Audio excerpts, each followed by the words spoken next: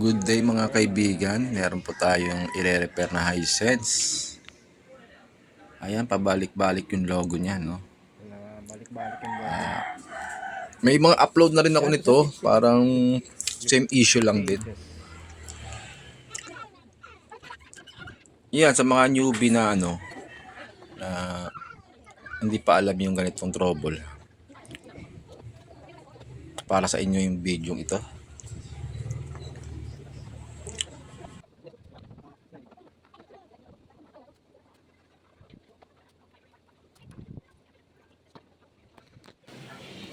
Ito. Silyado pa siya. Saan na yung...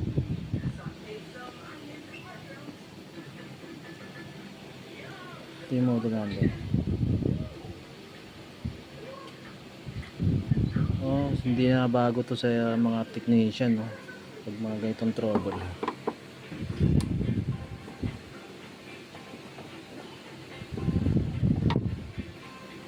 A few moments later.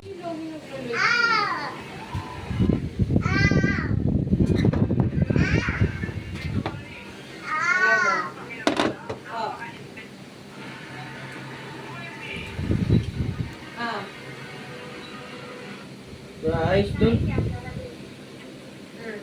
Watch ka na dun, watch ka na. Ito na yung problema niyan. Makakalasin ko lang ito.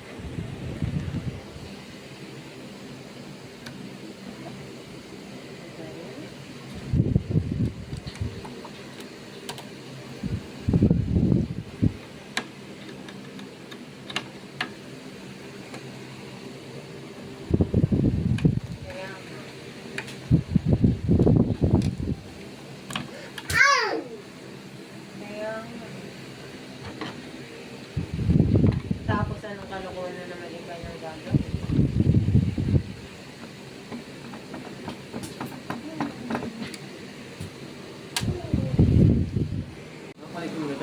Ito, check natin yung voltahe niya. Hindi niya alam. Mahirap.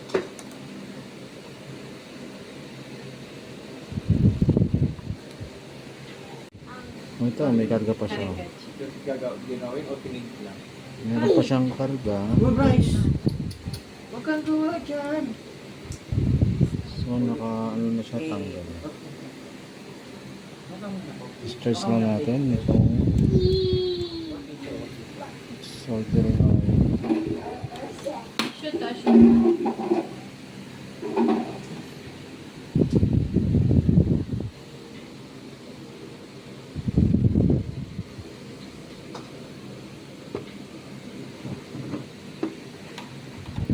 Kilala. Kaya nga tanong ko ano meron. After mag-discharge natin yung soldering oil.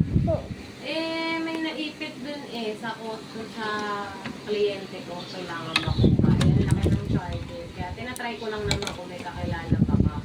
Mai-pull out na.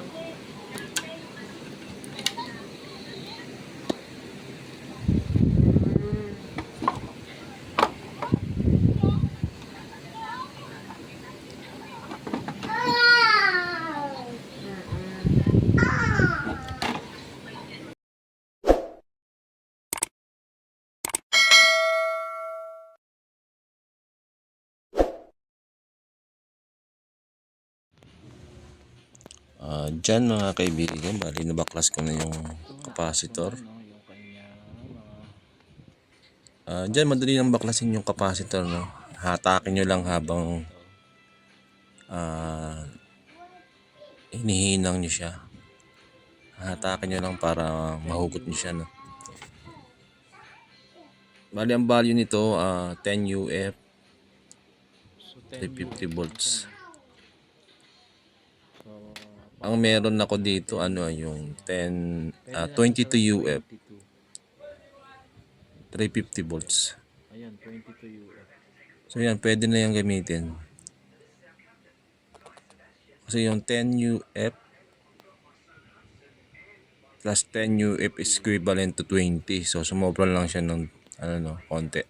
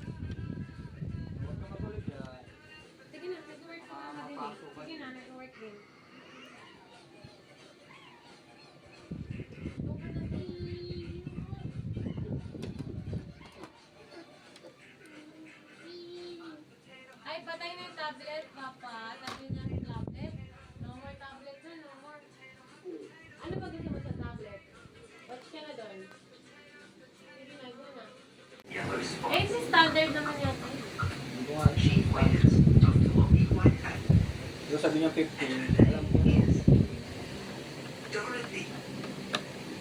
Hindi na rin alam, kasagot niya lang kasha. Oo, kasya lang siya ng kasya.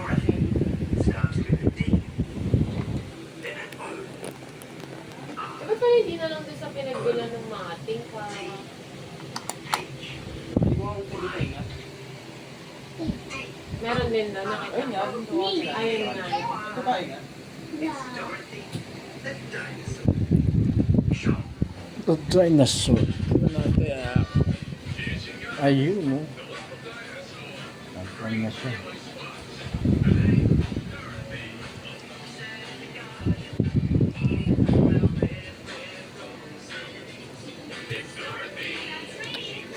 Ayun, okay na.